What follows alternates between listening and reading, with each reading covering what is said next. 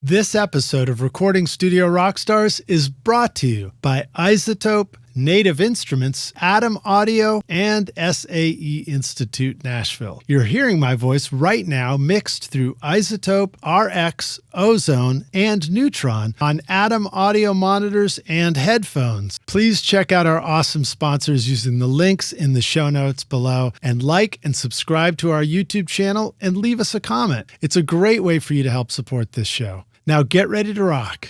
It's now possible, maybe for the first time in the history of music, to actually have a record before you actually have a song. You can go into any music software like Logic, for example. You can find samples, you can find rhythms, you can find things that get you in this direction of, you're creating this thing. And you don't even have to start with necessarily a lyric, an emotion, a sense of direction. You can just assemble the pieces together that have been curated to sound like things you've already heard, and to make it easy to do something that sounds like something you've already heard. And by the end of the day, you're pretty happy that you've succeeded in creating something that sounds like a record without even ever having bothered to have a song to base it off of.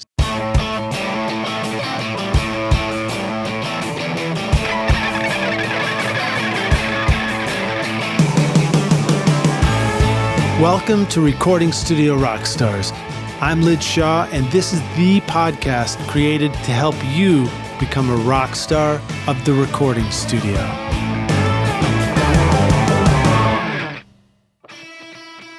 At iZotope, mixing just got even smarter. Introducing the new iZotope Catalyst series, Plasma, Aurora, and Cascadia, designed to transform your sound with intelligent processing for dynamically precise saturation, reverb, and delay. Plus, Neutron now features 3 new modules and an upgraded AI-powered mix assistant to help you get killer mixes with ease. Use the secret code ROCK10 to get 10% off the Catalyst series, Neutron, RX, or any of iZotope's incredible plugins at iZotope.com.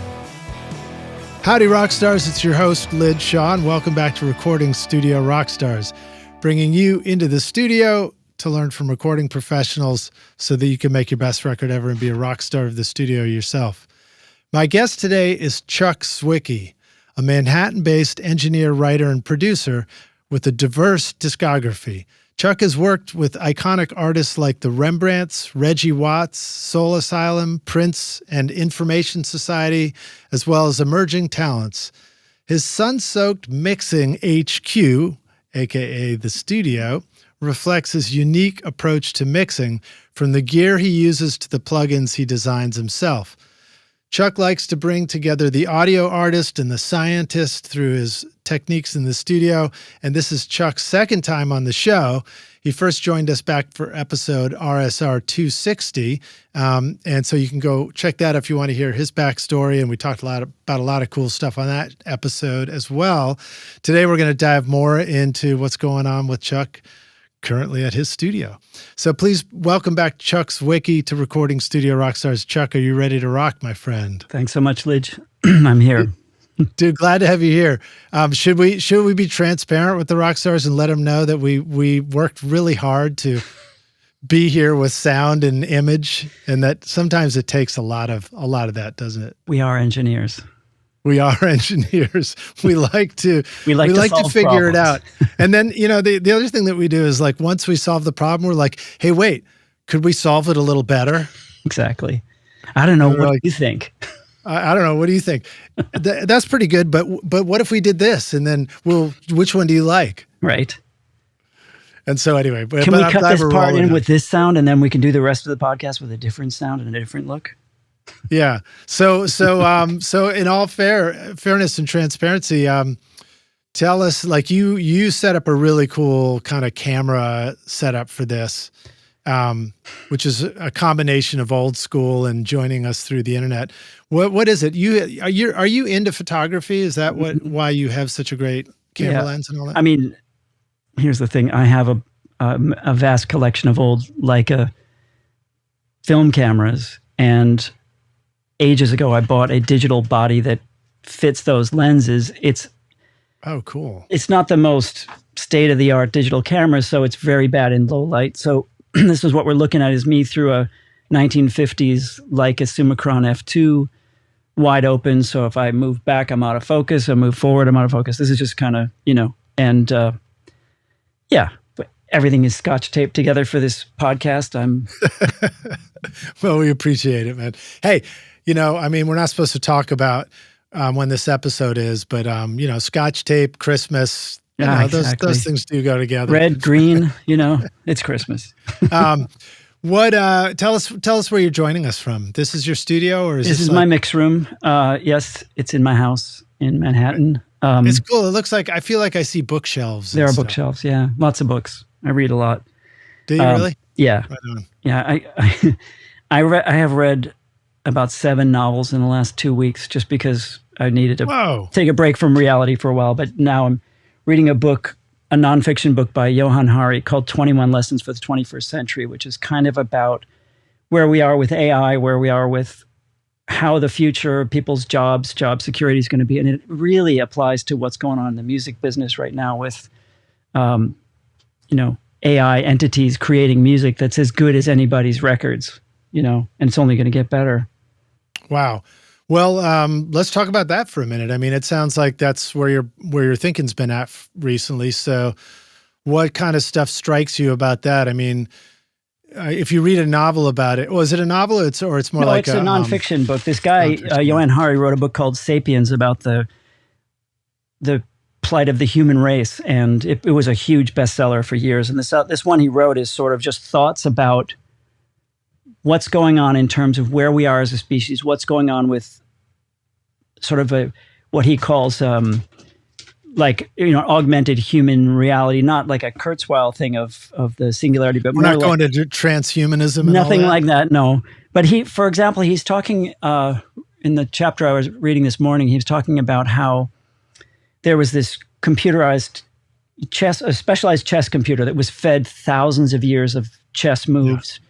Yeah. It won the computer chess championship in 2016. And then in 2017, and this is, of course, 7 years ago, Google released something called AlphaZero. And they pitted it against this massive chess computer called Flop something. I forgot the name of the main one that won everything. This new computer that Google unleashed in this competition bested that computer in 78 games and tied it in 26 and didn't lose to any of them. And good Lord. Yeah. And they didn't feed that computer. Was it trained in chess, or did it just learn sort of right away? Here's where this is why it's relevant to where we are with music. The original computer, the one that I'm forgetting the name of, that won the competition 2016, was trained with thousands of years of chess history. The one that Google put up called AlphaZero wasn't trained by any humans. It was simply given the moves of each of the players. And it won everything and only tied it in 26 games. And you know how long it took that thing to train to perform that competition?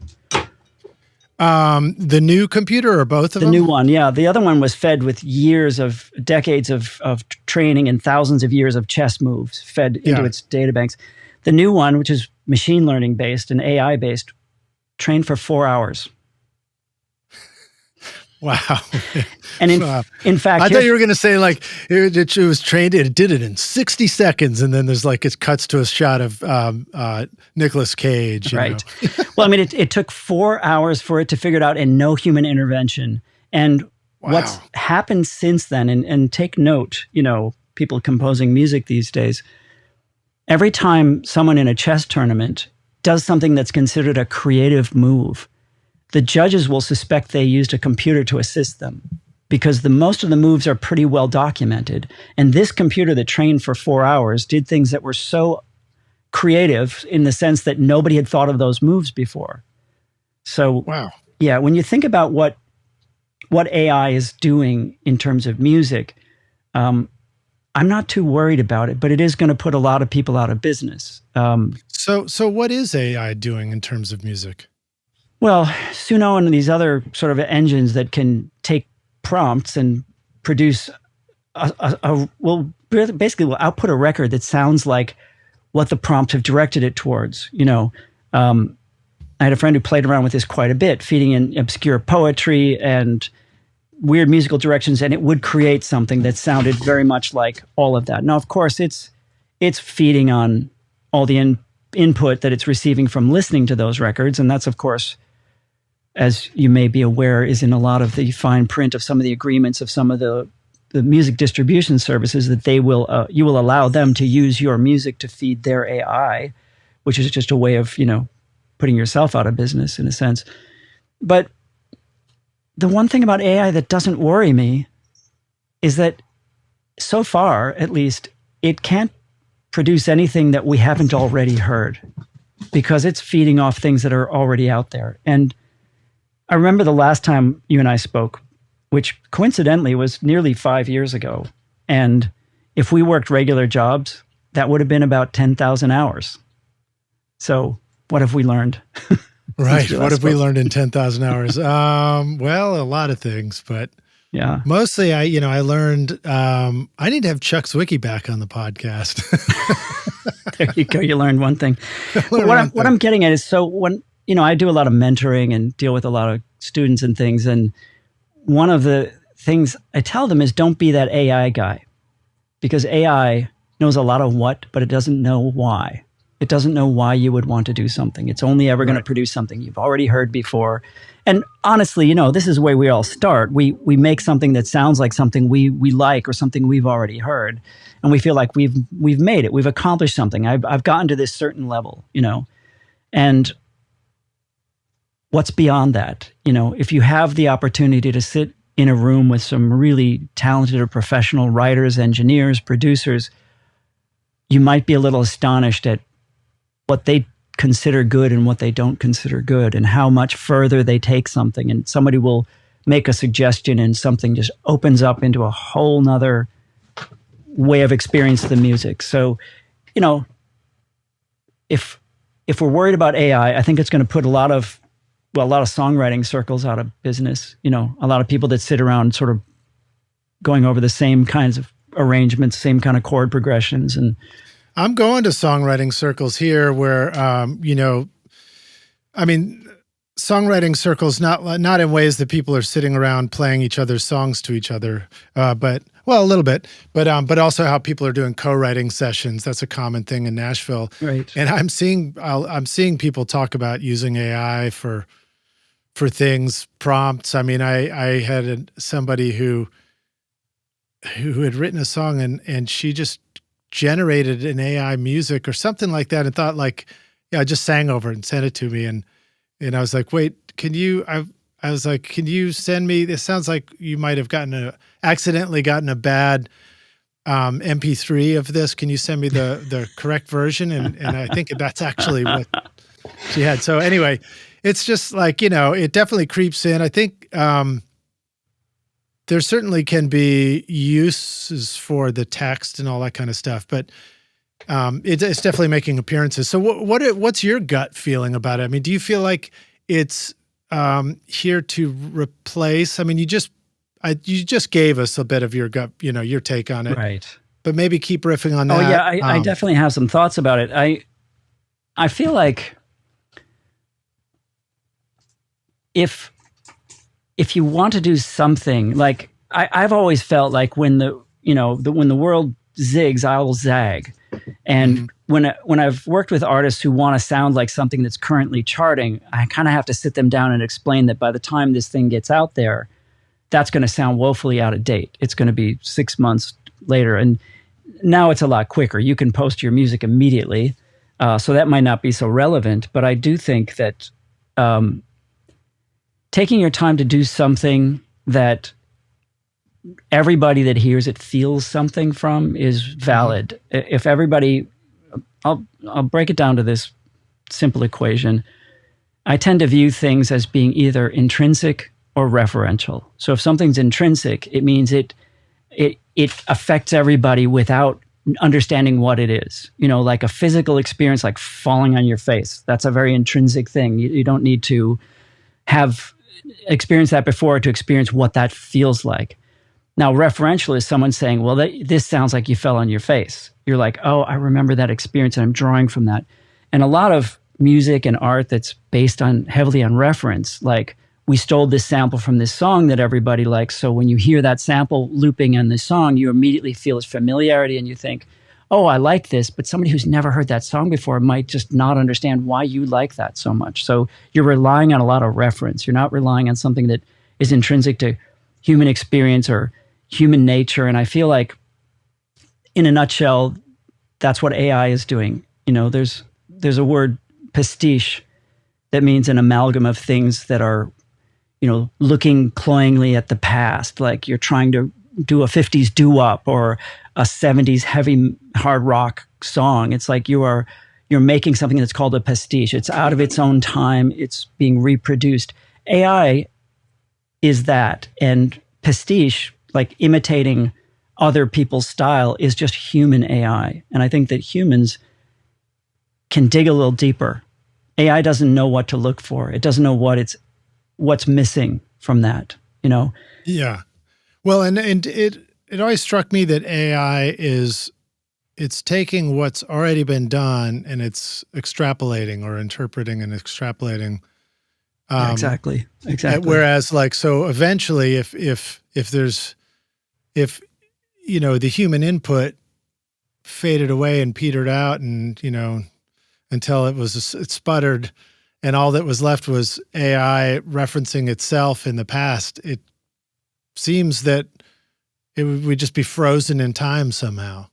Frozen in somebody's idea of what's working, right? So I've been doing things like the last number of records I've produced and especially, you realize the last time you and I spoke, Lij, was at the beginning of COVID. Yeah. So I remember ending that interview and saying, they're saying that this might last 9 months. Here we are 5 years later, and it's still keeping people, indoors. But it's in that time, I've done a lot of arranging for people. Someone will send me their demo. I'll redo all of the instruments and create the record for them from their demo. But I've been really trying hard not to do what AI would do. In other words, I'm doing all those things that the powers that be say you shouldn't do. Like I'm putting in key changes. I'm putting in introductions and outros and bridges and turnarounds and little things that aren't necessary, but they're like, you see someone who's dressed very nicely and you're like, wow, they bothered to put that vest on or that other thing that nobody else would wear. But, it makes you notice them. And I think that a song should be dressed up as well. Yeah.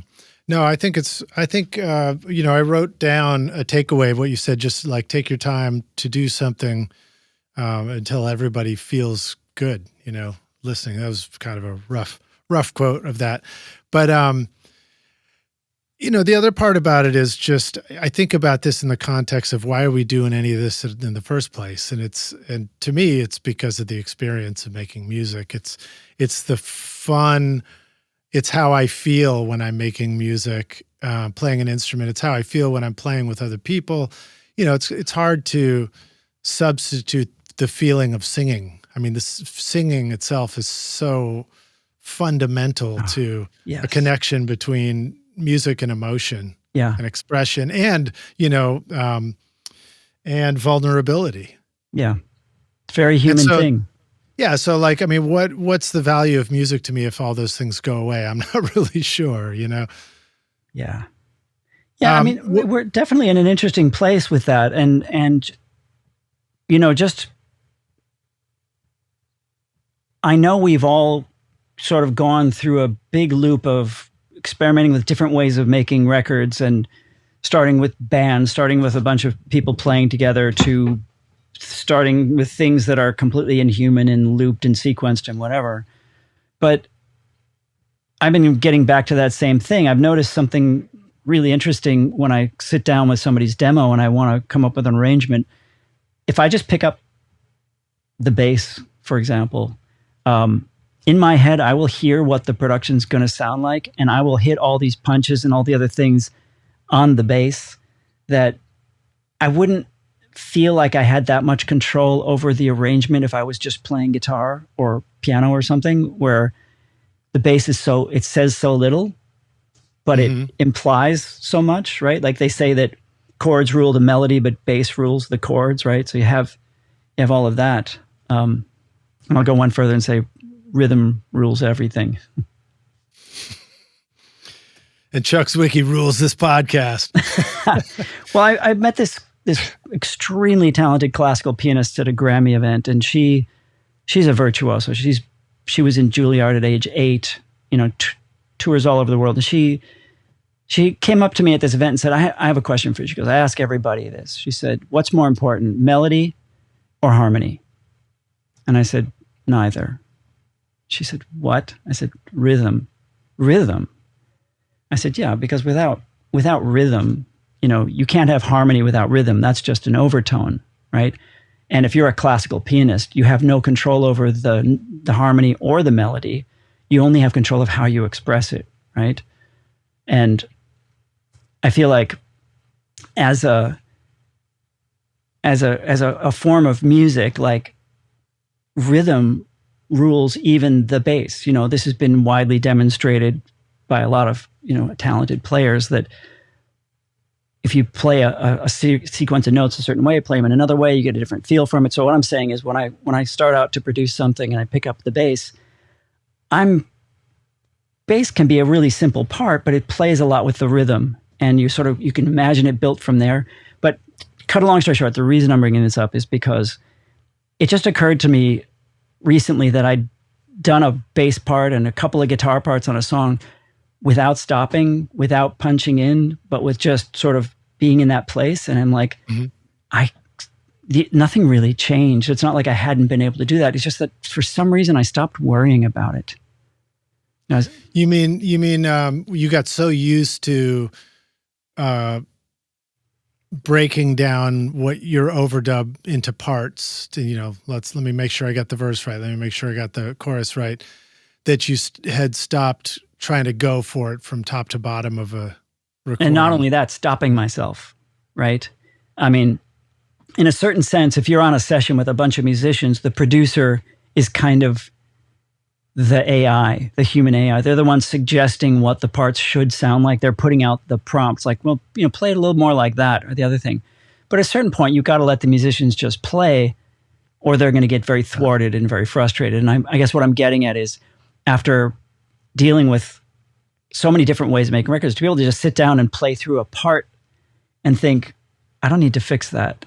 I'm not going to fix that. It felt like that for me in that moment. Dreaming of a career in audio or the entertainment business? SAE Institute Nashville, in the heart of Music Row, offers hands-on programs where you'll learn on professional-grade gear with industry pros, learning through real projects, not just lectures. Explore studio production, live sound, audio for film, and a whole lot more. Or take the entertainment business program to learn about contracts, promotion, and more. With diploma, associate, and bachelor's programs, there's a path for you. Book a tour today at nashville.sae.edu or call 615-244-5848.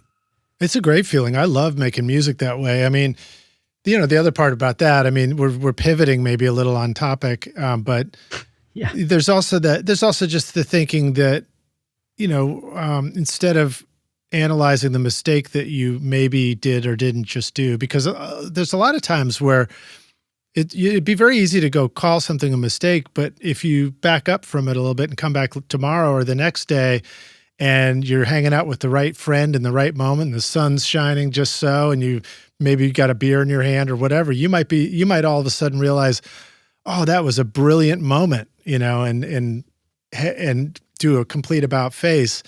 So we don't always know if it was a mistake or not. Is so much more value in what you described as the feeling, just like the power of the moment and what your gut told you to do. And like, rather than reanalyze it, go do another song. Yeah, I think that's exactly right. And I think that applies to just about everything. I mentioned this, I think last time we spoke, there's a great quote I heard from a yoga teacher that said, how you do anything is how you do everything. Mm-hmm. And it's kind of like, if you're living in that world of, constant dissatisfaction or self-criticism, stopping every 3 bars to check your timing, to check your tuning, whatever, you're kind of creating something by that process. That process is I don't want to use the word interfering or, use any sort of judgment term for it, but it is changing the way the outcome will happen. And yeah, I mean, it's so almost like you're growing into this creation, all that angst and worry as well. It happens you're weaving it into the creation. Yeah. I've definitely done that. I've seen it done in the studio. Well, that's what maybe that's the core of like why when we work on something, we just work it to death, especially with a group of people. When every decision is made by committee and you get to the end and you're like, we got it, and then you come back to it later and you're just like, why did that leave me so depressed? It's just, it offered me nothing, Yeah. Well, so let me back up a little bit, back to the AI thing and ask you, where are you seeing AI used in art and music and places where it's truly inspiring to you, the way it's being used? Do you even have that yet? I haven't even seen that yet. I've seen what I'm trying to not give it too much attention right now, because there's so many people worried about it. And so many people are talking about the downsides of it. I'm sort of, reading this book, 21 Lessons for the 21st Century. He says that AI is going to have a certain advantage over even how we create art in terms of being a means of connecting to people's emotions. I haven't seen that, but I also don't think that's true, because there's a really valuable lesson that I would say is the culmination of everything I've ever experienced in my entire life, which is there is no such thing as better, only different. So if you enter into a new relationship, you break up with somebody, whatever, you're not like, is this relationship better? Well, it's different. You have to accept that that person is not the same as the other person. If you lose one of your pets, you get a new pet. Is this pet better than the other one? Well, it's just different. If you get a new, excuse me, a new mic preamp, is this better? Well, it depends on the context in which it's being used. So it's just going to be different. And I think the way that AI is going to help people is just going to be a little bit different. I mean, already there are, in our music software, there are AI elements, especially those are being employed by Apple, where you can literally suggest a style and throw in some chords and it will generate an entire backing track for you. And it's like, well, should it be more work than that? I don't know. It depends on what you're going to get out of it. What'd you get? Yeah. What was the result? Yeah.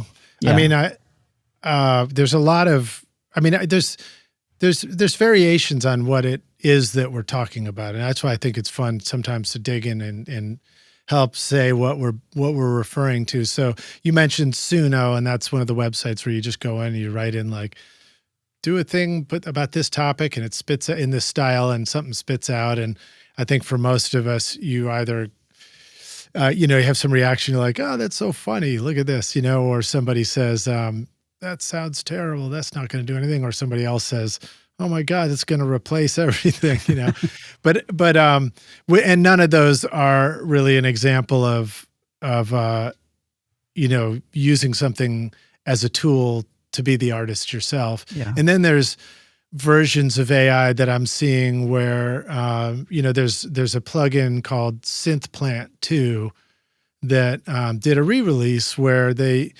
added what was described as an AI element where you can load in a little sample of something, a sound you want to create, and you drop it in the window, and then it uses that to sculpt the FM synthesizer to create a version of multiple versions of that sound, and then you can run with it from there. And again, there's also the aspect of what the hell is AI? And, it's a catch term, or is it something specific, sure. because there's different versions of all that.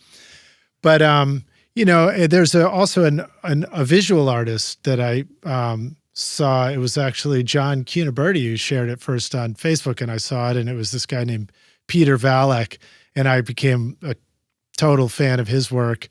And it's like noise, music, and art and crazy, wacky stuff, but he uses a lot of AI to create images, and it's just compelling stuff. So I'm looking for places where I'm seeing people using it, and it's creating something new and interesting to me. And looking for places where I feel like if the artist was removed, you wouldn't have the same thing. Yeah. And that's the sort of moment we're at. Does the artist matter? If the result can be achieved without an artist, as fake accounts on Spotify are proving, does the artist matter? Is there a reason that we should like that more than something that's maybe more specific? And, it's been suggested that as these AI engines get stronger, they'll be able to cull from your social media to track what you're going through in your life and generate music or things that will help you feel a certain way or not feel a certain way. And, I think one of the lessons of the last 5 years is, what is community? How are we isolated? Mm-hmm. Music is a communal art form. And I'm glad you brought that up, because that was what you put in one of the topics you'd like to talk about. You said, can I read back the sentence you written down? Remind me. You said the death and resurrection of music through imposed isolationism and degenreification. Although I misread it as degenerification. Well, what I mean there is degenreification is the fact that apparently nobody is buying music based on the genre. They don't go looking, in that section. They're actually just much more, the word is Catholic with a small c, meaning having completely broad and varied tastes without any adherence to any one. So this is, again, another thing that's happened, is we're discovering that genres are irrelevant. And, one of my favorite quotes of the last couple of years was when someone, I forget who, and I wish I could attribute it to them, said pop music is not a genre, it's an achievement. Right. I mean, I always wondered what the hell pop music was anyway. I mean, literally it means popular, and that's an achievement. Yeah. That's not a style. Yeah. So if that's the thing, and if we're now getting to the point where, one of my theories, my music theories that has nothing to do with music, is that art really has only one function, and that's to change somebody's mood. So, one of the things that you may or may not see, if you can see the bookcases behind me, there's thousands of CDs in there. And sometimes I don't want to listen to that one, or I don't want to listen to that one. It's not that they're not excellent or done in the most expert way or the most mind-bendingly great records. It's that I don't want to feel like that right now. I want to feel like this right now, Right. So one of the primary functions is just to change our mood. And if AI can get to the point where it can actually trigger an emotion in somebody, help them to feel something. We have to understand, though, what I was saying about isolationism and, bringing people back together and rediscovering, like you're talking about songwriting circles, sitting with somebody and listening to how they think about something, or how they think about the part they're playing, or what that lyric means to them, is what we're wired to pick up on those cues. We're always looking for information about where do we fit into this, right? Yeah. Well, I'll push back on that a little bit in that, or I'll just add to that when you said, design music is to make us feel something, I immediately go to, the musician, like the musician. And so I'm thinking, well, when I pick up a guitar and I want to play, noodle around this way or noodle around that way, it's like, well, what mood do I want to go for in this moment? So that makes perfect sense to me. But I think part of the implication in what you're saying is that, if there's a listener on the other end, maybe this, a concern is that the AI starts creating something that now the listener doesn't need you as the human on the front end. And I don't know how that connection goes together, but I do know that I'm still going to want to pick up a guitar and play something this way or that way. And then also there's an aspect of playing with real people and friends and playing with my bandmates. And, there's an element that I just love that there's no way that anything digital is ever going to replace that. I mean, I may not have had the latest AI, but I've had digital for years. I've got like more computery things that I can do and make music with than I've ever had in my life. And still, I just can't wait for my friends to be in the studio with me. No, I agree. And I think that we will cling to that until we're proven wrong, right? We don't know what will happen. I mean, there are many times, like I said, if you're just looking at something for what it is or how it affects you or how it makes you feel, your response to it's going to be very different than someone else's. So their life experience informs them in a different way. But I mean, I know it's a controversial thing to say that maybe the artist doesn't matter if it's just individualized in a certain way, but we like to think, once the art leaves the artist, the artist doesn't matter anymore. That's true. It's at that point, it's just the viewer, the listener interacting with this thing that exists, right? Yeah. And you have to be able to, I mean, I like to say you're sort of trying to curate their imagination. Like when you're making, like, I don't know if your listeners, I mean, there's a lot of people don't understand basically what a record is, right? A lot of people think, you're talking about a vinyl LP, but it's not. I make records. You make records. A record is, let's put it this way. If you have a story, you can write that story down and create a book. Or you can take that story and write it into a script and create a movie. If you have a song, you can write that song down and have a transcript of it, have a manuscript of that song, sheet music. Or you can create the equivalent to a movie, which is the way that song is felt moment to moment, just like the way a film director does.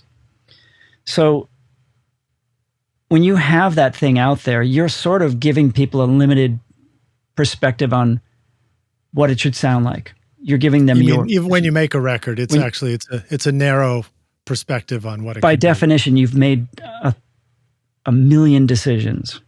Yeah. You know. And I mean, I think for us to even grasp that at a familiar level, all we have to do is remember the last time we played the song into an iPhone voice memo and then recorded it in the studio. And it's the same song. It's the same concept in our heads. Yep. Although that evolves, It's funny how you do the re-record in the studio and now that version's in your head and you go back and listen to the old demo and you're like, shit, I forgot all about that. Yeah. No, and that's the fun. That's why we do this, right? That's the real joy of this is watching something turn into something else and become something that, there's that idea that you and I are more creative than you or I are, and we can get to that point. Right. Yeah. And I feel like the more you do that, but the more you collaborate with people and the more, well, I'll speak personally, the more I've collaborated with people and the more I've learned to let go of my ego in that process, the more I love what happens when I make music with other people. Yeah. Yeah. That's about the ultimate contrast, right? What you're thinking in your head and what you're hearing and experiencing from other people's thoughts, Native Instruments supercharges your music production with Complete 15 featuring Contact 8 new machine hardware integration and cutting-edge synths, samples, and effects. Contact 8 now gives you the chords and phrases tool for instant inspiration, the Leap tool for dynamic looping, and Conflux, a hybrid instrument for blending organic and synth textures. Plus, Machine 3.0 is here, giving you seamless control over Native Instruments gear and the latest NKS-supported hardware. Use the code ROCK10 for 10% off at nativeinstruments.com. Yeah, and the immense opportunity that's that exists in hearing somebody else say what the idea they want to do, or hear them want to go after an idea, and your first reaction is, no fucking way is that going to work. Yeah. And then you think, you know what, let me flip that and go for it. And then you come back later. And if it works, I mean, not everything turns out to work. But when it works, like the immense discovery that can happen in, holy shit, I had no idea that could even exist, and that was so cool. And, you know, whatever it is, your buddy gets to sing the song this time, or whatever, you know, whatever the version is in this situation. Yeah. Yeah. And this is the job, right? As a human, be open to that. Can we imagine that is a possibility? And yeah. So the death and resurrection of music through imposed isolationism. Yeah. What the hell is that? That was specifically, I was thinking about what has happened in the last 5 years. Like, I live in an extremely busy city that's very social, and I moved here to be amongst, you know, my species and be a part of it. And for the last 5 years, there's been no there, and I've been sitting here in the studio by myself, imagining beautiful social music that, you know, people are going to listen to and have some kind of an experience to it. I mean, hopefully between episodes, you did leave the studio.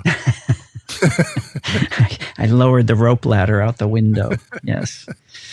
But yeah, no, I mean, I'm just making a broad point here, which is that, you know, sort of having to imagine what this is going to be like. You know, everybody who plays in a band will tell you that they're being paid to ride the bus, because being on stage, they'll do for free, because it's in front of people. You get that immediate feedback. You get that sense of, you know, wow, I did this thing and somebody responded to it immediately, you know? Yeah. One thing in the studio is, you know, there's no applause in the studio. You don't know how that's going to be met. So you're forced to either imagine it, or if you're working with somebody, have that one person bouncing the idea back at you and saying, hey, that seemed to work.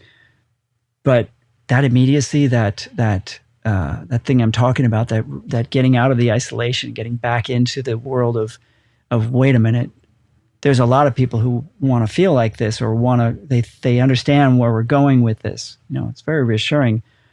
All we now have, you know, for the last 5 years in this isolated world, is looking at, you know, spins clocking up. You know, oh, that one did 300,000. Oh, that's great. You know, that one only did 250,000. Like, that's what happened. You know, you're just sort of like, you don't have an immediate visceral response to an immediate and visceral thing that music is, you know. So that's one of the things I think in a lot of ways it's a good analogy to how we do anything, in that if you know what you want a record to sound like, you can sit down in a few minutes and get it there pretty quickly. If you know what it's like to watch people respond to what you're doing musically, you can remember that and get to that spot pretty quickly by yourself, you know, and know that once it gets out there, you've made the decisions that got you there in the first place. But what I worry about is, like, some of the people I've been mentoring who are really starting out, and they don't have that experience. They don't really understand music in a immediate, visceral way. To them, it's it's a different experience. And I have to keep asking myself, you know, well, what's wrong with that? You know, they're discovering something else about music. Right. It's always up to the kids. Whatever the kids are into is what music is going to be, you know? Mm-hmm. But I agree with you. I mean, a lot of interns that have come through the studio, people who are younger that I've met, or starting out, or students, you know, their experiences themselves with a laptop, sort of piecing bits and pieces together and samples and loops and things to make music alone, and then finding out that was interesting. And I mean, you know, on the flip side, there's also a story of, you know, Tommy Womack was on the show, or I think it was there, or it was in his book, The Cheese Chronicles, where he described, wanting to play along to records, wanting to learn how to play guitar to sound like the records, and he's plugging into his stereo in his bedroom and playing and doing it like that. So there's always a version of that too, before you play together. But I don't always know what the playing together part is when you begin from a totally electronic beginning. When you create music by assembling it initially, how and when and where do you collaborate? Do I just send the track to you and you send it back? I mean, that was exciting and new and cool when my buddy was doing it, and it was actually putting a 4-track cassette in the mail, and then somebody puts their overdub and it goes around the country and comes back, because it was a new idea, Yeah, and that sort of thing happens. But what you're bringing up is what I think is a really interesting observation about where we are at.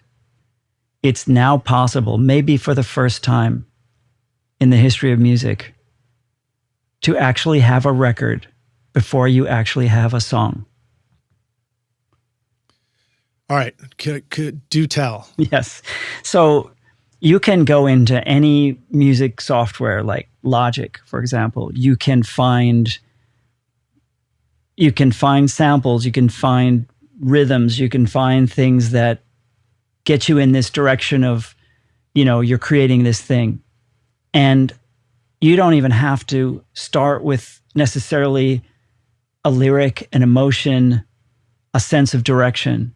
You can just assemble the pieces together that have been curated to sound like things you've already heard, and to make it easy to do something that sounds like something you've already heard. And by the end of the day, you're pretty happy that you've succeeded in creating something that sounds like a record without even ever having bothered to have a song to base it off of. So that's a process. And I'm not saying that's better or worse, but it's definitely a new thing that's available to people. The ability to put something together, make it sound like a final product, and yet have no inspiration that led you that way other than the collaging of parts and sounds that, were provided to you and moved you in a certain way. And it's nice, it's crafty, and what if something like that moves somebody emotionally?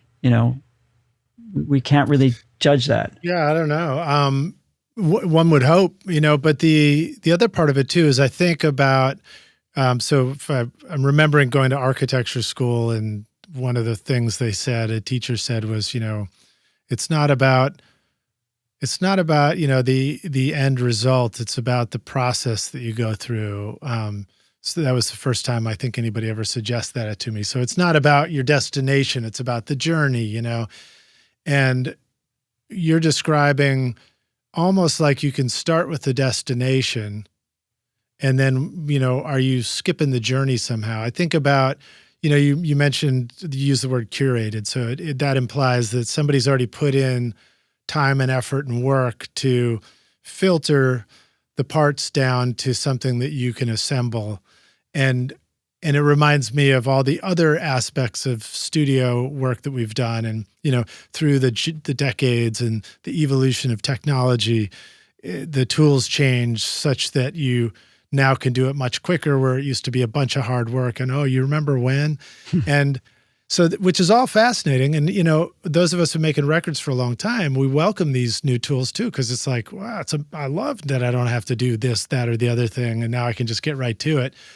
But ultimately, what happens, like somewhere there's got to be the process. Somewhere there's got to be the journey. You have to take a journey.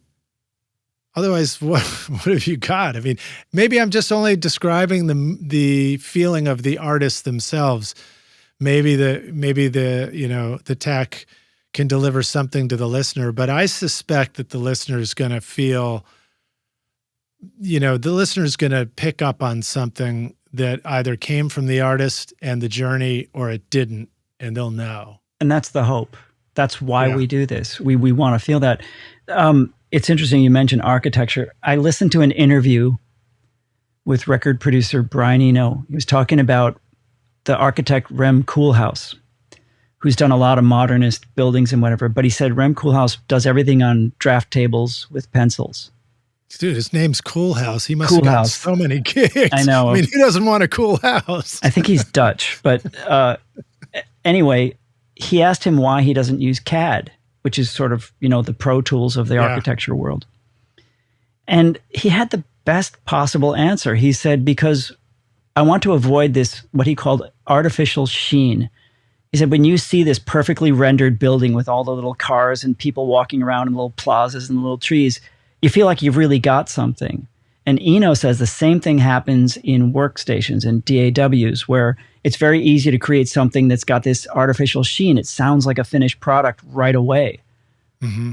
But he said, this architect does everything on pencil and paper because he didn't want to fool himself that it's done, that it's, That's fascinating. Well, I mean, it's fun to also, it's a bit messy, I'll be honest. You get a lot of,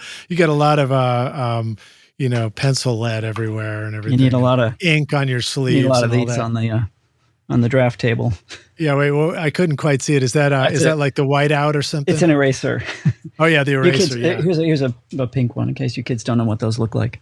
Well, I mean, so to that point, all my notes when I do the podcast, it's still pencil and paper, because there's there's nothing faster that I can, do off to the side. I mean, I had somebody once say in a comment, they're like, Lij, I can hear you scribbling away, and I was like, well, yeah.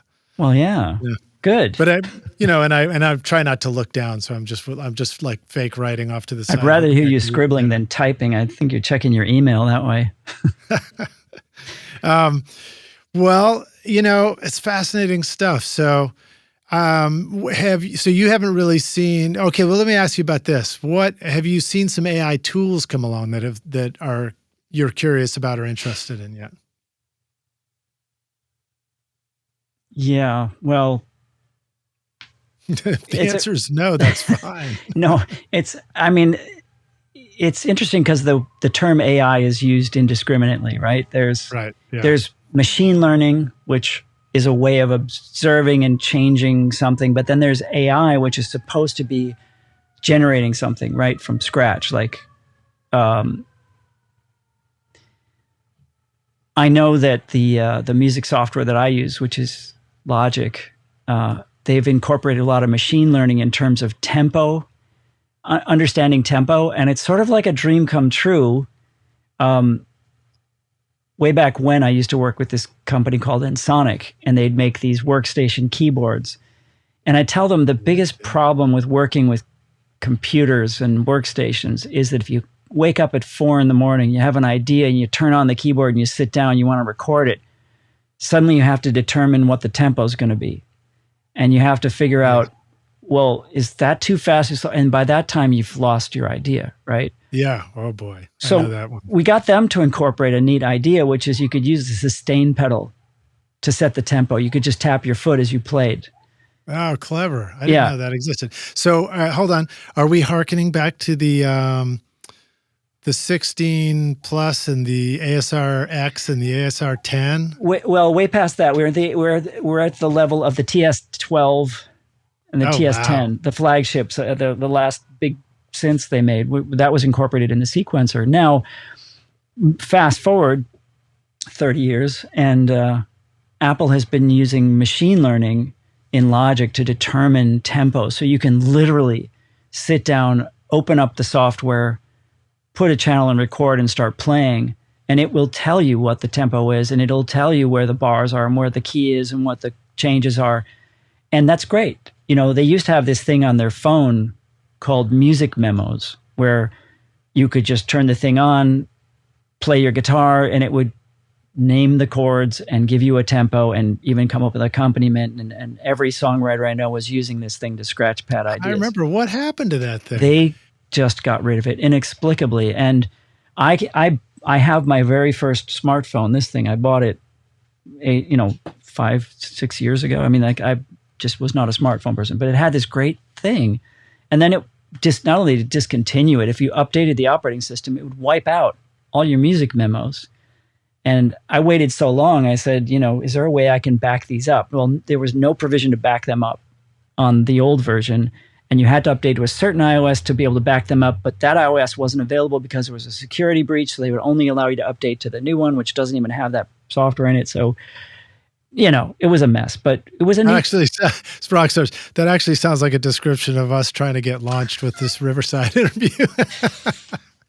But it's a testament to the level of attention and care that you put into this stuff, Chuck, and the fact that you are have a deep appreciation for where we've come from with the technology and the music, and moving forward from there. I think what's interesting, another book I read recently, very short book. It's written by a Columbia University professor who gives a course on this, and it was called Sludge. No, this was written by a ex-political cabinet member, but it's called Sludge, and it's about all the things that get in the way of us getting things done, and how sometimes the slowing of the process, like when you want to log in a website and it tells you that you're entering the wrong password, and then you have to go get an email sent to you, and then a code, and then a texted code, all these things.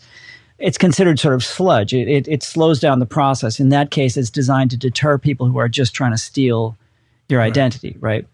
In other cases, sludge is a very hurtful thing. For example, people trying to get assistance for food stamps or whatever are required to list the last all their known addresses for the last 15 years on the form. And people who tend to live below the poverty line move a lot. And if they don't remember all 15 years worth of addresses, they're not able to fill out their application. So that's I could tell you 15 years of addresses, but before where I'm living now, I couldn't. Right. So it's just one of these things. Like, so when I read that book, it gave me a name for it. It gave me the name sludge. Like, okay, all these things that we deal with, yes, there's an end in sight. This is just part of the process you have to go through. Like what you were talking about when you said, when you have these sounds that are available to you and they've been, curated and they've been prepared and somebody put a lot of effort into making that happen. I was thinking at that point about someone who wants to be a chef, and you can get right down to the fact, do you want to be a gardener? Do you want to be a sous chef? Do you want to be the prep chef? Do you want to be the person putting on the plate? And if you can buy something that's already prepared, this has already been sliced, this prosciutto is already sliced, whatever, maybe that's a good thing. I used to describe plugins as being sort of like the instant coffee. Right. Yeah. It's like AI is good if you need to bring music to the office party. Well, that's another thing, right? But what? So this artist friend of mine, I mentioned that I thought that because my mixing rig is all outboard gear, and I said plugins are great, but they're not really like interacting with the actual gear. And he said, I think it's like instant coffee. Any coffee buff or coffee connoisseur would touch instant coffee.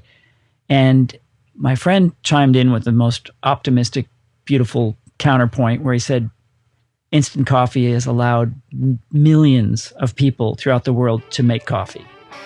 Yeah. iZotope is truly amazing for mixing and mastering your music. Check out the new iZotope Catalyst series featuring Plasma, Aurora, and Cascadia. Powerful tools designed to supercharge your mixes with intelligent processing. These innovative plugins give you dynamic control over saturation, reverb, and delay, effortlessly enhancing excitement and clarity. And now Neutron introduces new modules like Clipper, Density, and Phase, completing your flexible, fully equipped mixing suite. Plus, the new AI-powered Mix Assistant helps you create a custom signal chain for your audio, referencing professional instrument profiles or your own examples, with easy macro controls to dial in a perfect mix. Use the coupon code ROCK10 to get 10% off Plasma, Ozone, Neutron, RX, or any of the fantastic plugins at iZotope.com. Howdy, Rockstars. We're back now for the jam session, a.k.a. the second half of the show. My guest today is Chuck Zwicky joining us. And Chuck, you ready to jam, dude? I am. Awesome. So what plugins are you working on and writing presets for these days? That's something you do, right? Well, I got an interesting assignment from a company, and I don't want to give away too much information, but it was just, they had come up with this processor that's very common, And they'd had their sound design team create a bunch of presets. And then they kind of approached me on the sly and said, listen, would you mind creating some presets for us that will just work? That, what would you use this thing on? How would it be used? What can you do? So somebody puts it in, something's just going to sound better. And they sent me the thing. And of course, every preset in the thing was designed to show off every possible thing it could do at once. And I'm like, I don't think people will be very impressed. Like, for one of the aspects of this thing was that it was just a simple delay, right? Mm. And they're like, well, can you give us some useful presets? And I started thinking about, people like interns or kids I deal with, they're always so amused by the fact that I do so little. And yet somehow this thing just evolves into something better. It's like I'm not doing dramatic things unless they're supposed to be dramatic things. So, for example, this delay thing, one of the most useful and ubiquitous things is a tape slap, right? Mm-hmm. So I got the service manuals for an Ampex 350, 351 2-track machine, 3-track machine. It was in use from the 50s on. Most common source of tape slap, right? And got the architectural drawings and figured out the exact number of milliseconds between the record and reproduce head to give the amount of delay. And I remember working with this producer named Russ Titleman, who's done 1 million selling records. And at one point we're tracking a vocal and he says, can you just give me a delay for the vocalist? And I said, what do you want? Dotted, eighth, quarter? He goes, no, just a delay. I'm like, well, what do you want? He goes, 160 milliseconds. So I'm like, oh, all right. So I dialed in 160 milliseconds and he just pushed up the fader. And it was like, oh my God, that sounds like a record. That sounds beautiful. And I looked at the fader and the return was at -20, right? And then a friend of mine who worked with Phil Ramone said, Phil always told him you should never hear the onset of a reverb or a delay when you put it on something. So I made these presets where, you have this delay that's around 172 milliseconds for like a 15 ips tape slap or 7.5 ips tape slap. And I made the wet dry mix down at around 12%, which is about -20. And I didn't think they'd go for it because it didn't go zabadoo yow, all over your track. But when you took it off, suddenly the voice you had it on didn't sound as interesting, or the guitar you had it on didn't sound as interesting. And I was just worried that, like, I told them in my notes, please resist the urge to change the wet dry balance on this. Just put it in a track for a while and then bypass it, and then you'll understand what it's trying to do. And so I think that's a kind of a thing that, I mean, I'm glad that people asked me to do that. I'm glad I was able to, hopefully educate somebody that it doesn't have to be completely obvious, unless you're going for a special effect, of course, But right. Yeah. So I completely understand. I mean, I often go for a delay in a mix setting where I want something that's going to just do really rudimentary stuff.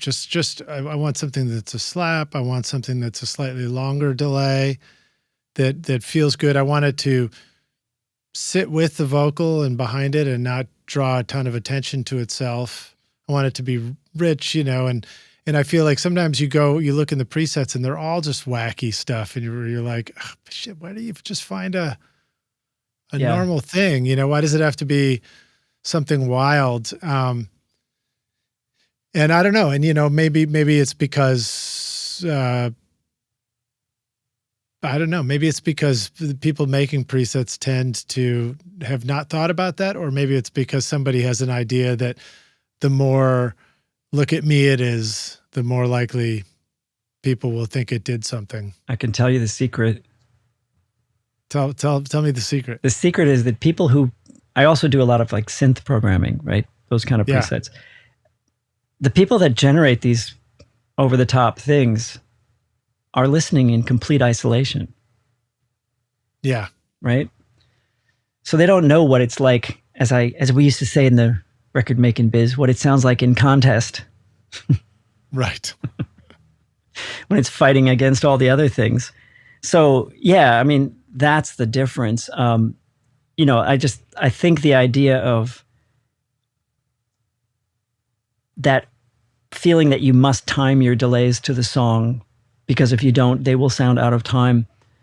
Well, if you look at the way that they're generally used on records, you don't normally hear that onset of the delay. So having a delay that's coming from a quarter-inch tape machine that you can't really adjust the speed on, with an AC motor, like an Ampex machine, if the timing bugs you, you just turn the delay down, right? Right. That's your choice. That's the fix. Yeah. The whole timing thing's interesting too, because I remember probably when I was an intern, looking and trying to find the tempo of a song, and then trying to look for like a calculator to calculate the notes, the quarter, the eighth, or whatever. Yeah. That's very old school. And the studio owner came in and said to me, he's like, "Oh, you don't need to worry about that. You just, you don't need to get as close as you think you do. You can get in the ballpark." Of course, we never believed that, right? Oh, I didn't. I was surprised by it at the time, because I'd just come from school, So I thought there were correct ways to do everything at that point. Well, and this is the thing, right? We carry around all this information, and we think that it's correct. I was in a guitar store yesterday in the Chelsea Hotel. There's a nice guitar store called Dan's Chelsea Guitars, and those guys are friends of mine, and they were talking about some well-known guitarist who stopped by, and he was demonstrating something that was just kind of blowing his mind on the guitar. And they were looking at him like, "How long have you been playing guitar?" "Like 40 years. And that just occurred to you." And they thought it was really weird and goofy, but I kind of stood up for this anonymous person by saying, we are all stuck in our own thoughts and our own learning and our ways of doing things, that we don't really understand another way to look at something. So when I was a kid and someone said, "Oh no, you don't need to time those delays, or you don't need to just put up something," I'm like, of course they don't know. It has to be, and that's the grid, right? We were conforming to a grid, but what gives, what did I say to that classical pianist? The most important thing in music is rhythm. And if the rhythm isn't square, right? Like early hip hop, I remember when Public Enemy first came out, they'd put in these loops that were lopsided, that didn't, and it's like, you got to fix that, but then you listen to the record and you're like, but that's how it moves. It moves because of that, right? Totally. So when you have, and again, that's that, it's the, the fact that you can just hit a button and your DAW automatically quantizes everything to the grid is removing the process. And it was the process of trying to get all those loops lined up that made it, interesting and unique and put new rhythms together and stuff. I mean, you just said that and my brain fart came up with a new scapegoat. And somebody's like making something too perfect. The only response is, well, duh. Yeah, right. What else did you mention earlier? I know, the delay thing. So another thing that I sort of discovered and have been thinking about that, and I'd be curious what your thoughts are in relation to plugins and working in the DAW and stuff, is when I did all this mixing at Bonnaroo, I did the backstage studio there for 15 years. And wow. So everything was mixed in the moment. So the band's performing, I've got a palette of effects and processing and stuff all in place. And then I just sort of mix into it, including delays. So I learned you got to have a tap tempo right there on the console. So I'm banging. It looks like off camera, sometimes my arm's off camera, it looks like I'm milking a cow while I'm like, mixing a song or something. And, I was banging on some button or some, sustain expression pedal or something so that it would put the timing into the gear. And I think initially the first thought I had in the studio was, you set the tempo of the delay. And that, like there's your delay tempo, and okay, work on the mix. But when I was doing this, I started realizing, well, the band's changing the tempo of the song out there. So I would instinctively just keep resetting the tap tempo to keep it in time with them. Yeah. And it opened up this whole new way of thinking for me, where instead of thinking, I was just feeling it, where it's like the verse, I started playing the tap tempo so that it's musically slowing down and doing a different delay in the verse, and then it's speeding up and it's going short slap in the chorus or whatever the hell I felt like doing. And also like the mixing on the edge aspect, where I'm like I really hope I don't crash and burn this performance right now with some stupid shit that I just did, or a runaway delay. And it was a lot of fun. And my point of saying this too is I realized by doing that kind of stuff in a live mix setting, I did it because I thought of it. The moment's passed. I can't go and undo it now because we were mixing straight to 2-track. But in the studio, we rewind and mix again and rewind and mix again, and we rewind and work on stuff. And sure, that works.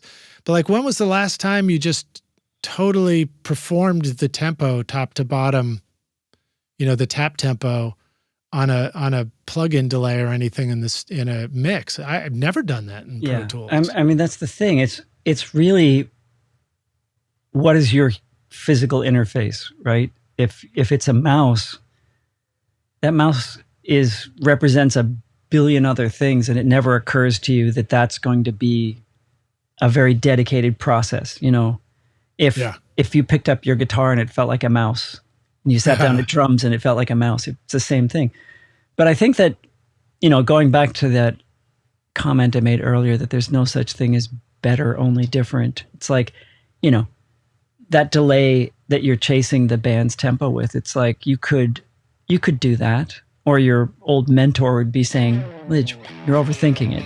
Just do it. Just let it run. And are you ready to launch your career in the audio or entertainment business? SAE Institute Nashville, right here in the heart of Music Row, offers hands-on programs to prepare you for the industry. From studio production and live sound to audio for film and a whole lot more. You'll learn by doing, working with professional grade gear alongside experienced industry pros. If you're more into the business side of entertainment, SAE's Entertainment Business Program teaches essential basics like contracts and promotion to help you navigate the industry. With diploma, associate, or bachelor's degrees, there's a path for everyone. Plus, Career Services supports graduates as they take the next step. Want to see it for yourself? Immerse yourself in Nashville's exciting music scene and book a tour today at nashville.sae.edu or call 615-244-5848.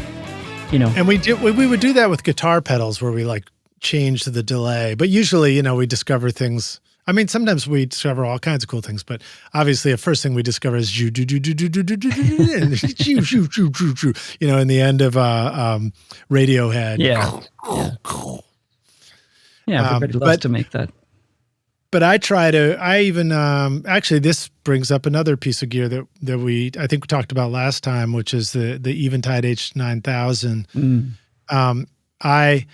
That has a tap tempo on it. So I actually went out of my way to buy a little switch that can sit on the edge of my console, and an extension 1/4-inch cable with the right ending on it to go in, so that I can tap tempo if I want to. I haven't quite gone for it yet in a mix that way, but I'm thinking I'll do it like in performance stuff, or I don't know when I'll do it, but I was just like, Lij, you gotta have a tap tempo on the up at the mix position somehow.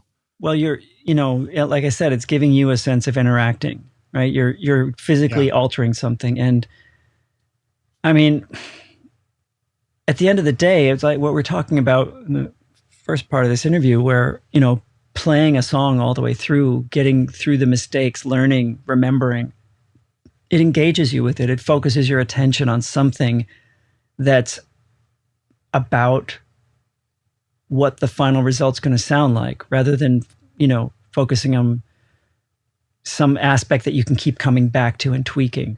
right? And that's a whole another way of working, just staying in that moment, being able to have some control over your current reality, how you feel when you're working on that. You can make the tempo drag, you can make the tempo push a little bit with your tempo button. And, this is just another thing that we have to, like, you bought a foot switch for the H9000 because we have to have access to these things or we won't use them. Right. Yeah. Yeah. And I mean, you don't, sometimes you just got to go for ideas. Well, not even sometimes. There's a lot of times in the studio where you put in tons of effort and work and time and hook something up and get a whole rig going, and maybe it doesn't end up doing shit, so you got to be willing to like do all those things too. But a thought just occurred to me as we were, as you were just saying that back about listening and going back and tweaking and stuff.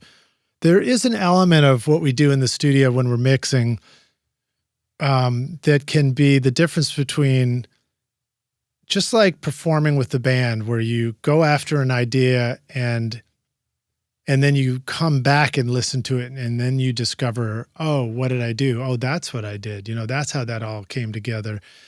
I think sometimes we run the risk when mixing of forgetting to do something and make a move, because so often we make little adjustments and then we sit back and listen, and it's almost like we're expecting the act of listening to change or evoke a mood or change our feeling by us. Let's adapt our feeling to what's already there, and see if we can like it as a finished result, as opposed to making mixes and creating in the control room where we're performing something where it's not until we go back and listen to it that we discover that something cool was there. I don't know if that really makes sense. But maybe that's incredible. What I mean. That's the most candid and blunt assessment of the misstepping that we catch ourselves in, right? Trying to accommodate what is,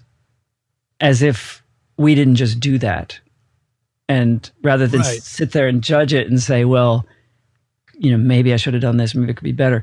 Just kind of like, but is it cool? Is there something that I can grab onto? And I'm more inclined to just trust that thing a little bit and go in and do something to make that make sense, right?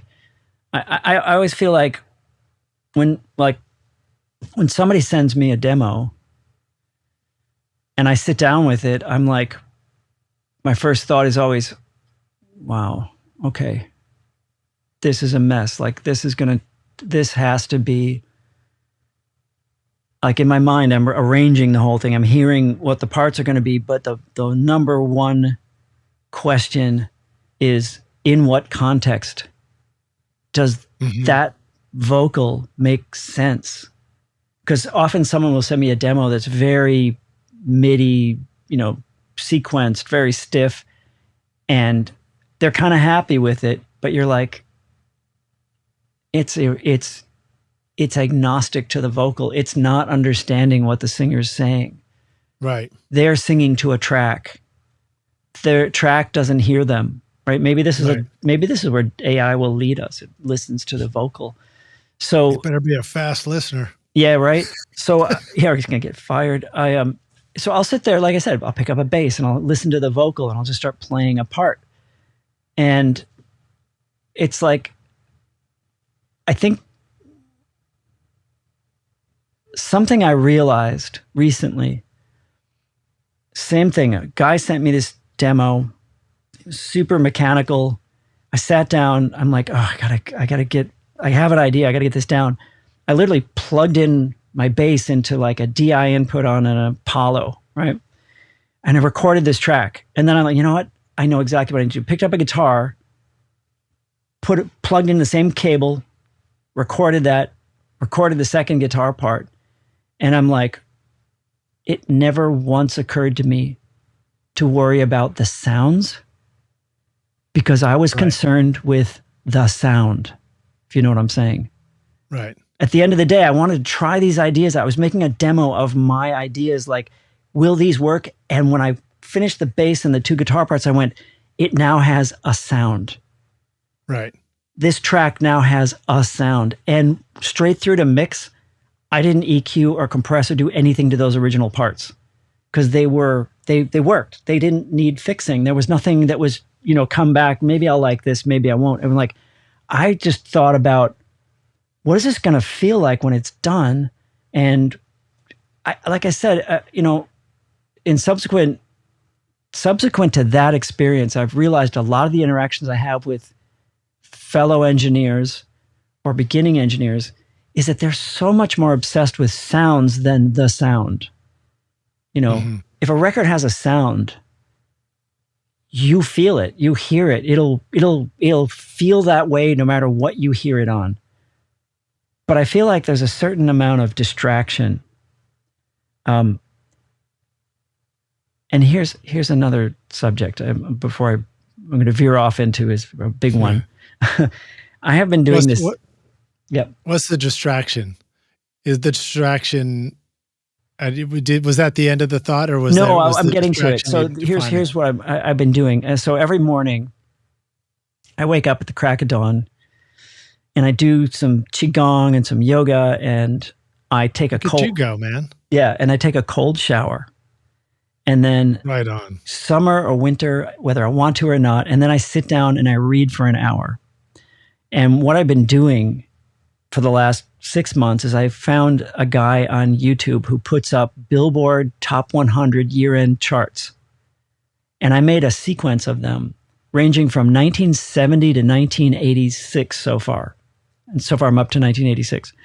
And I'm listening through all this music like from my childhood and everything. And just what's fascinating is how music changed over those decades and how recordings changed. And one of the things I noticed was there's a lot of AI type people out there who are going after the sound of a successful record, like they're copying another artist's sound. And generally throughout these top 100s, they're a one-hit wonder. There's a song you think, geez, is this not the Beach Boys? Is this not the Beatles? Or is this not? But it's like you look at the list and it's like, oh my God, it's this person I never heard of. But they're clearly trying to do something that's already been done before. But then you get into this era later in the 70s where the fidelity starts to change quite a lot. And you start hearing records becoming more sparse. And like there's a great song called Night People by Alan Toussaint. And it's the most sparse thing, just a 4 on the floor kick and then a tom with a lot of plate reverb on it. And it's so articulate and beautiful, but it's like, you hear all the detail of that tom-tom being hit. And as an engineer, you're like, oh, isn't that great? Isn't that the best sounding tom-tom? But it's really a distraction. Like it draws your attention away from the singer. Suddenly you're hearing all this sparkle on the tom and all this stuff that's happening. And it's like, wait a minute, back 5 years before that, everything was kind of blended into this mush and you just felt what the song was about. So that's where I'm getting at. Like getting a little obsessed about things like the things we can do can actually be a distraction from what it is that works. And hence worrying about the sounds can take away from the sound of the record. Rock your music production with the updated Complete 15 bundle from Native Instruments, featuring Contact 8 and expanded hardware integration. Whether you're crafting cinematic scores, EDM bangers, or experimental soundscapes, Complete 15 gives you industry-leading synths, sampled instruments, and creative effects to bring your ideas to life. Contact 8 introduces powerful new tools like chords and phrases for instant inspiration, the Leap tool for dynamic looping, and Conflux, a hybrid instrument blending organic and synth textures in real time. And with Machine 3 now available, you'll enjoy even tighter integration with Machine Plus and the latest NKS-supported hardware from brands like Akai, Korg, and Novation. Plus, Complete 15 features revamped Massive X, Guitar Rig 7 Pro, and iZotope 11, helping you shape, mix, and master with ease. Use the code ROCK10 for 10% off at nativeinstruments.com. 100%. So there's the initial thought that I have when you say worrying about the sounds, where I think about us, the engineer, us, the often it's us, the engineer, us, the producer, because we're like, oh, maybe we can adjust that. Should we tweak that? Should we move the mic? Should we, what if we do this amp, Let's try 5 amps and then we'll pick the best one. I've done all those with things. 7 mics on each. Yeah, I've done all of that stuff. But then there's also the aspect of, and so like to stay on that for a moment, there's also, and then there's those times where you move quickly and you didn't change anything, and they, some of the sounds are weird, and like you wouldn't use that sound if you could have used this sound if you were auditioning stuff. Because, again, finding a sound and auditioning stuff is often feels like a vacuum too. So it's hard to have any perspective in that moment too. And so you might choose, the bigger, bolder tone and run with that every time. And then you end up with something where, again, you might be like, how do I do with this mix? It's out of proportion, right? It's out of proportion. It's that listening in solo problem, right? It's out of contest. It's out of contest. It's winning. It won. But then there's also the musical aspect of what you just described, which is something that I keep learning over and over again here, and I've seen it happen with top session musicians who come into the studio. There's times where a session musician will come in and play on something, and maybe it's an overdub or something. So maybe I'm familiar with the track already, and I'm wondering what they're going to do now. And they make a comment and default to something kind of simple. And I might think like, oh man, that's so boring. Why'd you just play a chord? I could have played a chord, And what I realized now, as I've seen more of those projects come together into a complete, coherent, track, a finished track, or done stuff myself, is I've become so much more aware of all the times where I sit down and I want to find, I tend to do this on piano too. Like piano, I sit down and I treat it like a math problem to figure out. And then I'm like, oh, but I could also add this. Oh, I could also divide this 5 ways. And next thing you know, I've got in my head, it could be so cool. It'd probably take your friend, the brilliant pianist, to actually be able to play what I'm hearing in my head, only for us to all immediately acknowledge, well, that's a terrible idea, But and I'll do it. And then I come back later. I'm like, why in the hell did I do all that stuff, man? I should have just played straight chords and done the boring thing. It would have been so much better. And that also kind of speaks to your comment about playing bass on stuff. It's like there's a great deal of power in a thoughtful, simple part placed in just the right way through a song, instead of trying to make everything, I don't know, clamor for attention. Einstein has a brilliant quote. That guy? Yeah, that guy, believe it or not. He said, it's important to make everything as simple as possible, but no simpler. Yeah. And it's a joke because he means if it's any simpler, it wouldn't be possible, right?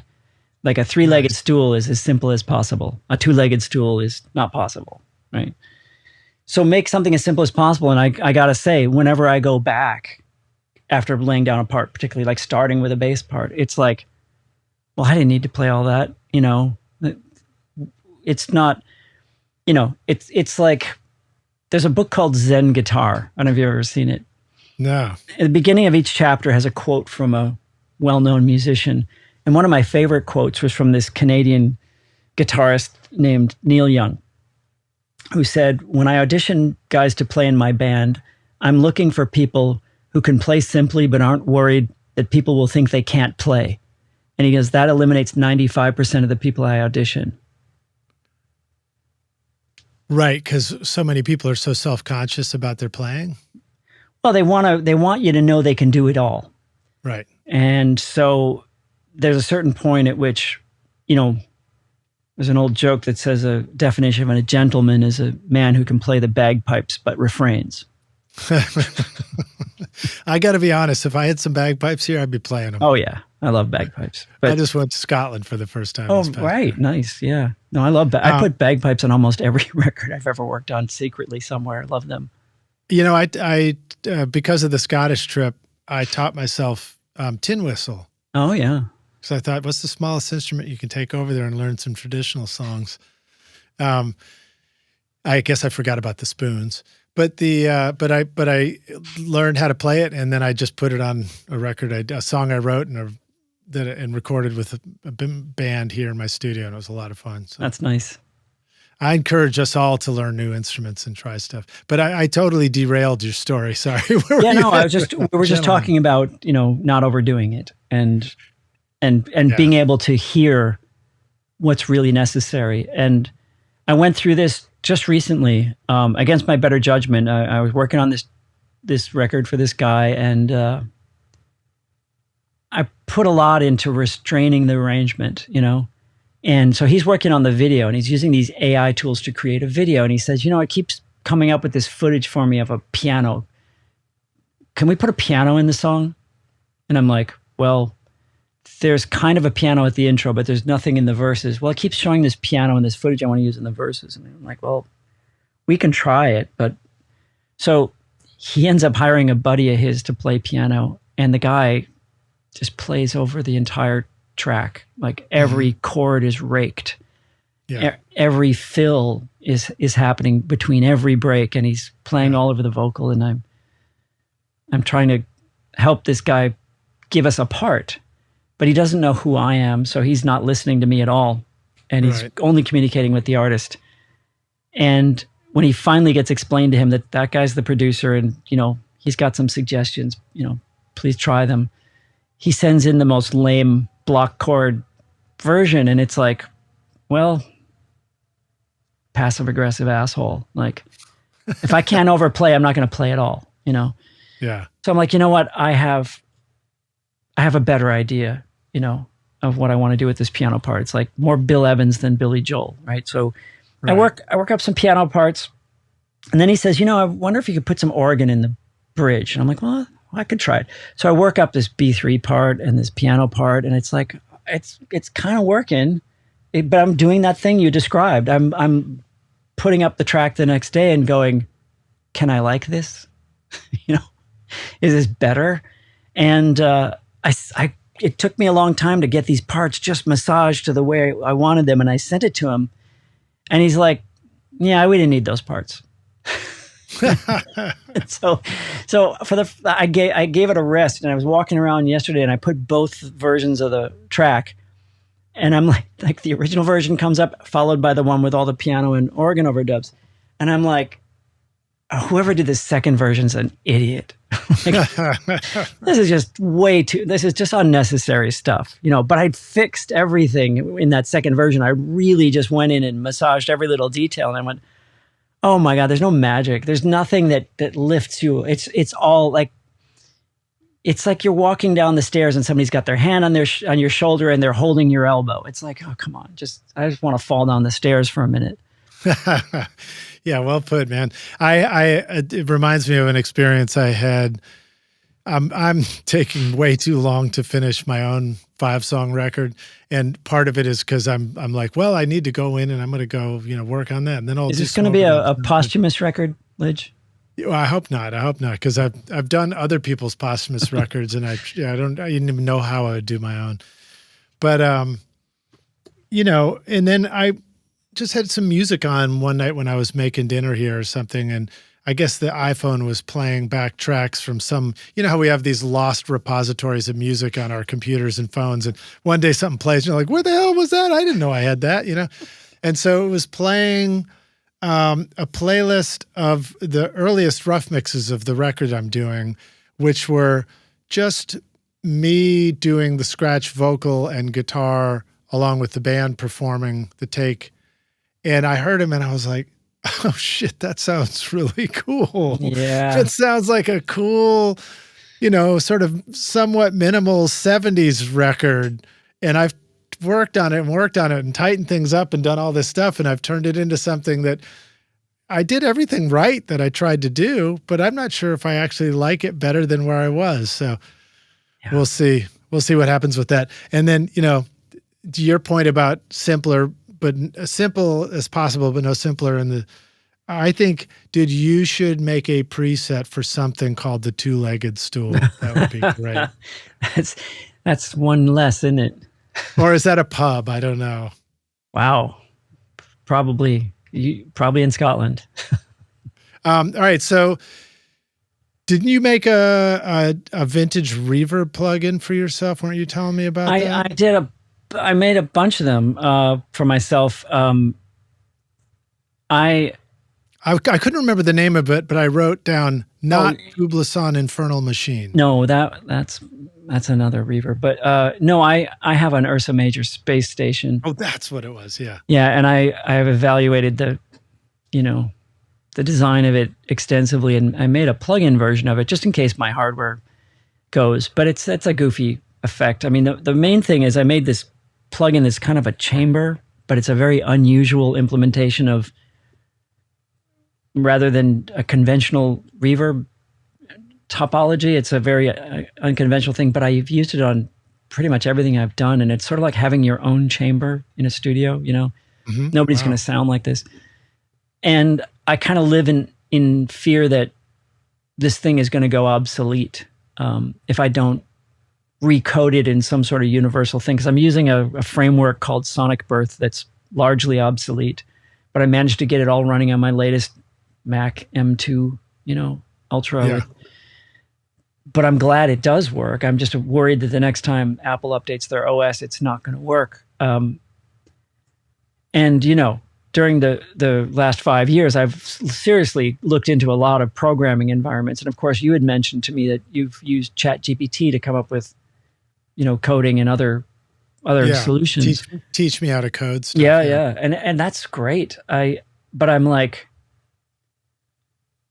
you get to a certain point where it's like, I'm at the opposite end of that scale of just putting together pre-existing loops. I'm like, first I must design every single utterance that this reverb makes, tap by tap, delay by delay, modulation by modulation, color by color. And listening to a reverb that you're designing is one of the most mind-numbing and nuanced.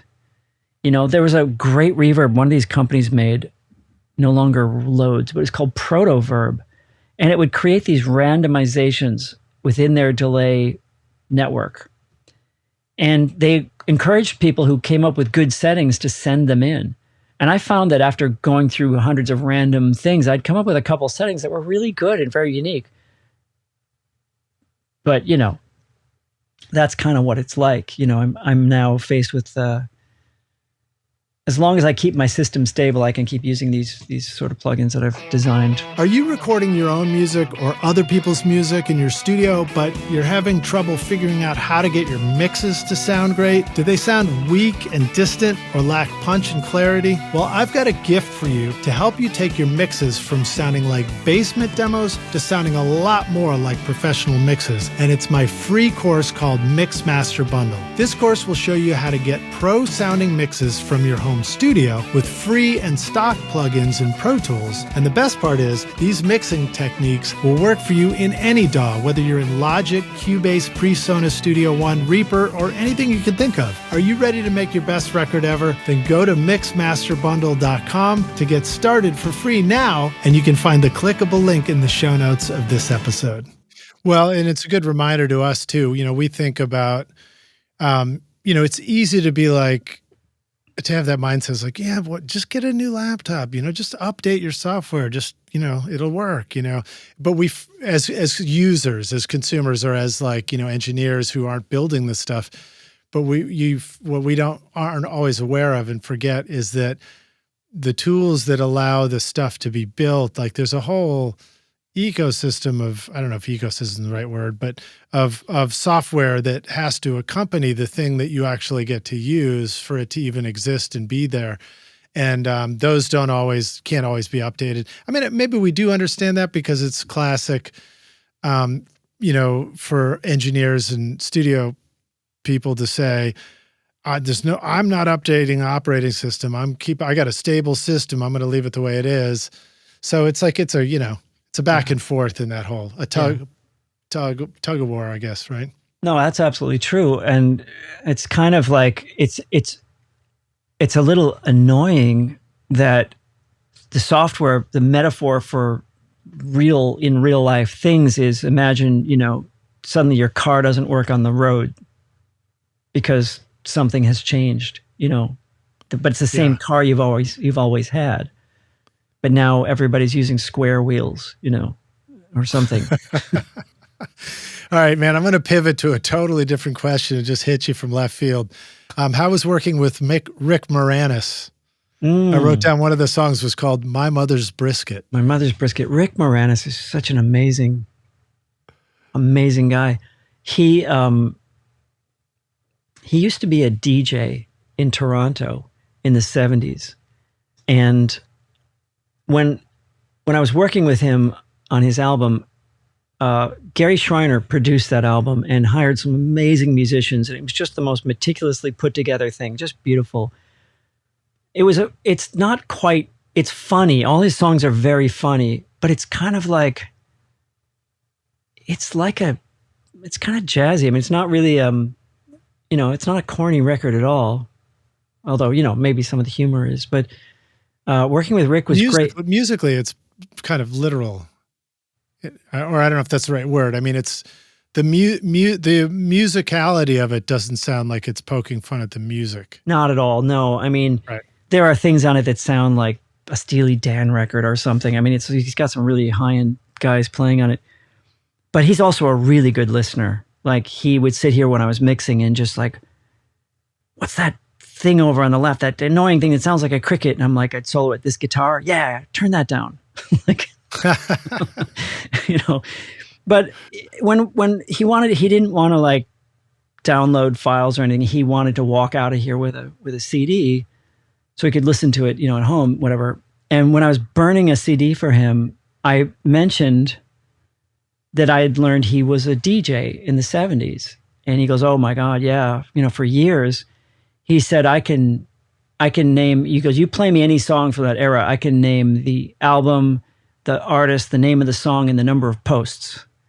And I'm like, what does that mean? He goes, well, put something on. And I had just compiled a list for a friend of mine of top 40 records from the 70s. So I put on like Mavis. Because you've been listening to those playlists. Well, I just happened to have this list. So I put on something and it was Staples Singers, I'll Take You There. So he goes, okay, this is easy. This is Mavis Staples. This is Staples Singers. This is 1970, whatever. He goes, it's got 3 posts. I said, explain. He goes, okay, start it again. Oh, he said, it's got 3 posts and it's 8 seconds till the vocal comes in. I'm like, really? So I play it for him and he's like, I said, what's a post? He goes, here's an example. So here we are, sitting here, and he goes, what about the Toronto Blue Jays last night, Mavis? And she goes, woo! Right there in the song. And he goes, I knew you'd like that. And he's got all this stuff memorized. When the artist makes an ad lib or whatever. And then 8 seconds in, he stops talking and here comes the verse. And I said, the posts are like, those are the moments that he's memorized. And I said, amazing. That's amazing. And I couldn't stump him. I played everything, Louis, all these things. He knew the artist, he knew the album, he knew when the vocal came in, he knew how many things he could hit at the intro. And he just looked at me kind of sad. I said, that's genius. We need to have a game show, that you're on. And he looked at me kind of sad. He goes, I just wish I had that part of my brain back for something useful, Wow. But he was great to work with. He's just a very humble guy. And he sent me some nice notes and wrote me a nice letter when it was finished. And he used to call me Maestro, which was very flattering and friendly. That's awesome. Well, this whole time I've been trying to figure out a place to land a Honey, I Shrunk the Kids joke punchline in there, but I can't find one. So that's it. I'll just leave it at that. Dude, it's great to have you back on the show, man. What a pleasure having you here. Thanks for jumping through a few hoops to get everything going so you could join us on our new video platform. And I want to ask you another question that I've asked before when you were here, but I'll ask it again. So we're going to take the Wayback Studio machine. You get to go back in time and find younger Chuck and say, listen, I've come back to give you this bit of advice. Here's the single most important thing that you, Chuck, need to know to be a rock star of the studio yourself one day, what advice would you like to go back and give yourself this time? Not like you memorized the advice you gave yourself last time, but we'll just see what happens. Yeah, no, that's always a really important question. I think I would have encouraged myself to be, as I'm thinking of myself when I was very young, when I was starting out, I was always a little nervous to be in a room to make sure I wasn't screwing up. I was so focused on those kind of anxieties that I don't experience anymore. I mean, once you kind of know how to get something happening, you're not worried about it.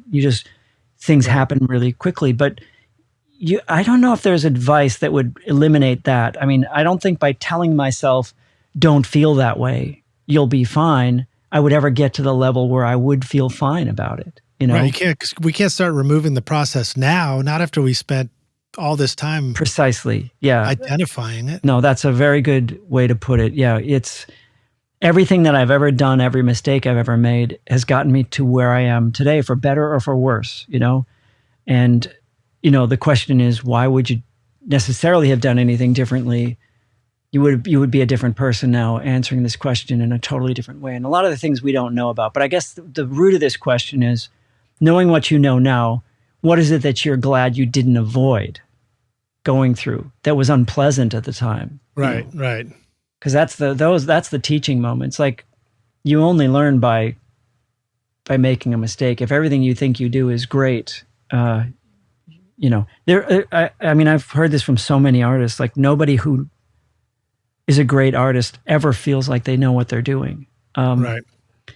I have a friend of mine who they didn't always know it was a hit when it was made. Right. And I had this conversation with my mom recently about, at the last AES, you know, I'm, as much as I sound like a fairly gregarious, well-adjusted person, I'm quite an introvert.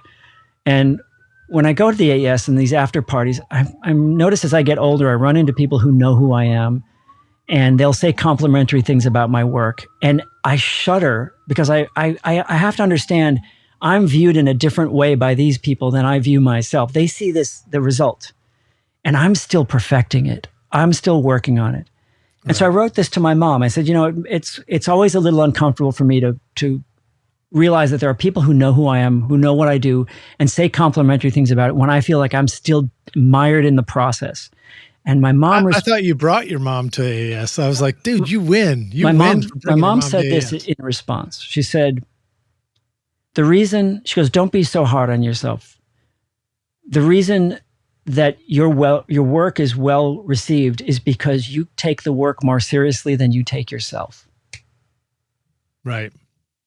And I thought about that long and hard. I'm like, that's genius. That's exactly right. You know, I never feel like I have a friend of mine who literally thinks I sit down and money pours out of the speakers because I make a decision and that's it.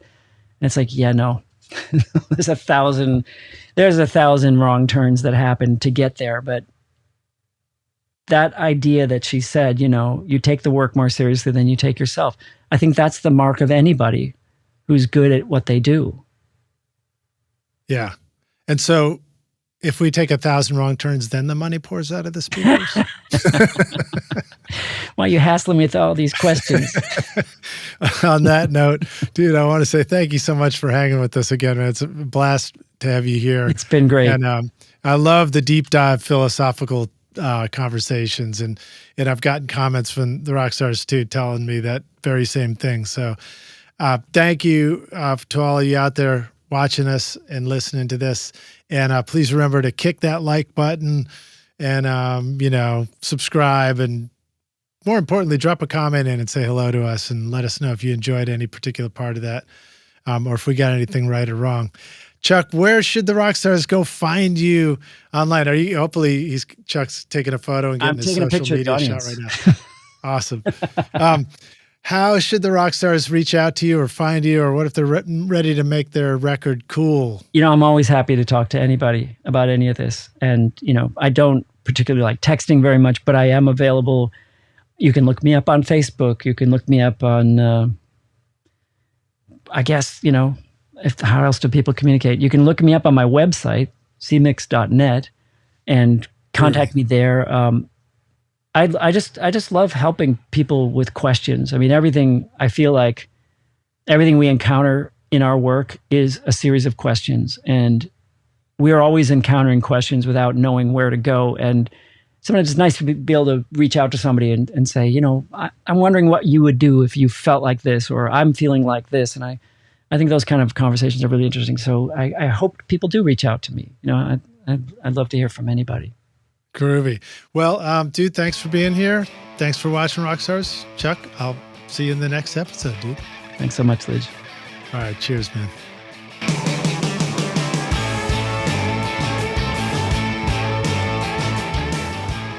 Thanks so much for listening to Recording Studio Rockstars. If you enjoyed the show and want to help make it better, then please share this episode with your friends on social media and leave a rating and review on iTunes to help the podcast reach more rock stars like yourself. You can click directly over to iTunes or go to rsrockstars.com/review for an easy explanation. And remember to hit the subscribe button to keep up with weekly episodes. And if you're ready to make your best record ever now, then head over to Recording Studio Rockstars Academy, where you can start with my free course at mixmasterbundle.com. Thanks so much for listening, and thanks for being a rock star. I'm Lij Shaw, and this is Recording Studio Rockstars. Now, go make great music.